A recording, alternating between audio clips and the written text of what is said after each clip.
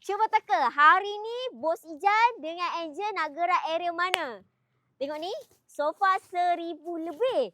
Angel, 1,000 lebih untuk set sofa jati ni ada ke gudang Bos Ijan? Mestilah ada. Acik nak range harga berapa pun ada. Yang paling penting, jangan pernah bandingkan harga dengan design. Dan 1,000 lebih ni sebenarnya salah satu customer lama kita orang. Yang pernah dulu beli perak berjati tahun 2023, zaman Bos Ijan ada 7 cawangan lagi. So, ini aciknya, Acik Haji Amin.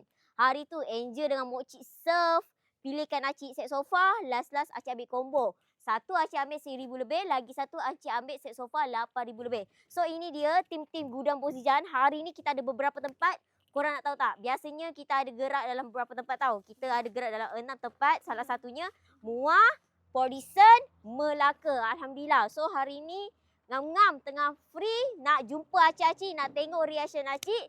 Dan andai kata kalau korang perasan Bos Ijan, tegur-tegurlah Bos Ijan, okey? Yang paling penting, apa kedai yang terdekat dekat area tu yang paling best yang boleh kita orang solkan. Bagi tahu dengan Angel dan bagi tahu dengan Angel next tempat korang nak Bos Ijan turun mana. Okey? Mana gudang Bos Ijan? Ini dia gudang Bos Ijan. Soul.